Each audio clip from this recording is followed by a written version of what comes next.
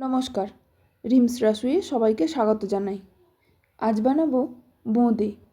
রেসিপিটা শেষ পর্যন্ত দেখার অনুরোধ করছি।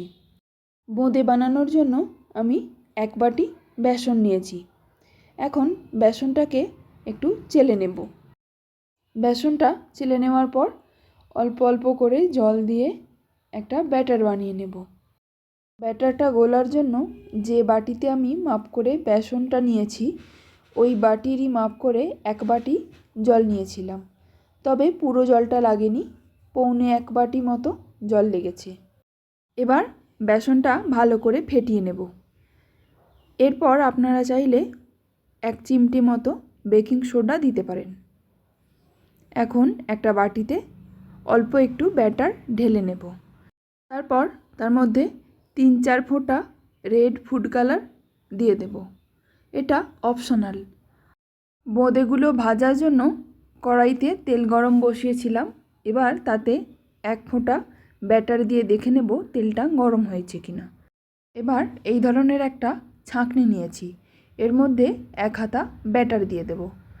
ব্যাটারটা দেওয়ার সময় কড়াই থেকে ছাঁকনিটা একটু উপরে করে ধরতে হবে, তবেই বোঁদেগুলো খুব সুন্দর গোল গোল হয়ে তৈরি হবে। বোঁদেগুলো ভাজার সময় গ্যাসের ফ্লেমটা মাঝারিতে রাখতে হবে। বোঁদেগুলো বেশিক্ষণ ভাজার দরকার নেই, 30 থেকে 40 সেকেন্ড মতো ভেজে নিলেই তৈরি হয়ে যাবে। প্রতিবার ছাঁকনিতে ব্যাটারটা দেওয়ার পর ছাঁকনিটা পরিষ্কার করে নিতে হবে, এতে হোলগুলো পরিষ্কার থাকে আর বোঁদেগুলোও সুন্দরভাবে তৈরি হয়। এখন আমি বোঁদের রসটা বানিয়ে নেব।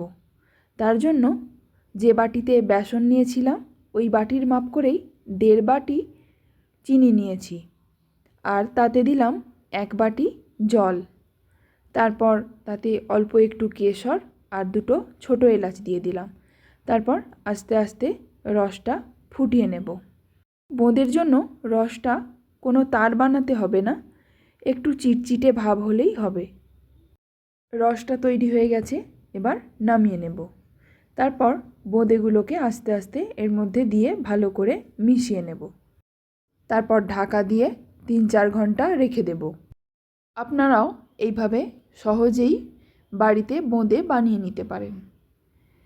3 ঘন্টা পর দেখুন বোঁদেগুলো সব রস টেনে নিয়েছে।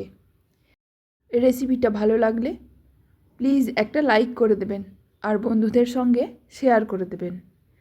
শেষ পর্যন্ত রেসিপিটি দেখার জন্য অসংখ্য ধন্যবাদ।